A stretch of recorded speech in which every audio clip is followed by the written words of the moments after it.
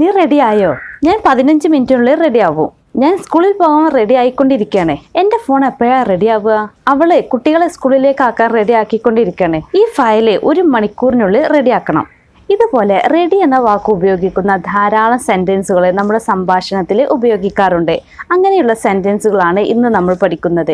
Welcome to Henna's English. Are you ready? നീ റെഡിയാണോ? അല്ലെങ്കിൽ നിങ്ങൾ റെഡിയാണോ?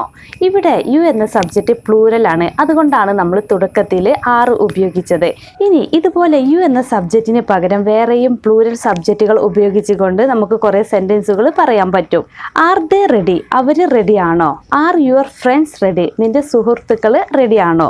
അടുത്തത് ഈസ് ഹി റെഡി? അദ്ദേഹം റെഡിയാണോ? ഇവിടെ ഹി എന്ന സബ്ജക്റ്റ് സിംഗുലർ ആണ്. അതുകൊണ്ടാണ് നമ്മൾ ആദ്യം ഈസ് ഉപയോഗിച്ചത്. ഇനി ഇവിടെ ഹി എന്ന സബ്ജക്റ്റ് മാറ്റിക്കൊണ്ട് വേറെ സിംഗുലർ സബ്ജക്റ്റുകളും ഉപയോഗിച്ച് സെൻറ്റൻസുകൾ പറയാൻ പറ്റും. He's Reena ready? റീന റെഡിയാണോ? Is your brother ready? നിന്റെ സഹോദരൻ റെഡിയാണോ? അടുത്തത് ഐ ആം റെഡി? ഞാൻ റെഡിയാണ്. She is ready? അവൾ റെഡിയാണ്. We are ready? ഞങ്ങൾ റെഡിയാണ്. അപ്പോൾ ഇവിടെ ഏതാണോ സബ്ജക്റ്റ് വരുന്നത് അതിനനുസരിച്ചാണ് ആം, ഈസ്, ആർ ഉപയോഗിക്കേണ്ടത്. I am not ready? ഞാൻ റെഡിയല്ല. My brother isn't ready? എൻ്റെ സഹോദരൻ റെഡിയല്ല. ഈസിൻ്റെ എന്നത് ഈസ്, നോട്ട് ഈ 2 വാക്കുകളുടെ ചുരുക്കരൂപമാണ്. They are not ready? അവർ റെഡിയല്ല. I was ready? ഞാൻ റെഡി ആയിരുന്നു. വാസിന് ആയിരുന്നു എന്നാണ് അർത്ഥം.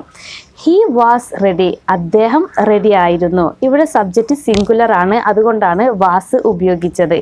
ഇനി അടുത്തത് ദേ വേർ റെഡി? അവർ റെഡി ആയിരുന്നു. ഇവിടെ സബ്ജക്റ്റ് പ്ലൂരൽ ആയതുകൊണ്ടാണ് വേർ ഉപയോഗിച്ചത്. I wasn't ready? ഞാൻ റെഡി ആയിരുന്നില്ല.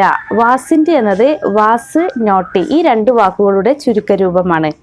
V weren't ready? ഞങ്ങൾ റെഡി ആയിരുന്നില്ല. വേറിനോട് കൂടെ നോട്ട് ചേർത്തപ്പോൾ വേറിൻ്റെ എന്നായിട്ട് മാറി. ഇനി ഈസ് ഡിന്നർ റെഡി? ഡിന്നർ റെഡിയാണോ? Yes, dinner is ready. Dinner റെഡിയാണ്. Get ready in 5 minutes? 5 മിനിറ്റിനുള്ളിൽ റെഡിയാവൂ. Did you get ready? നീ റെഡി ആയോ?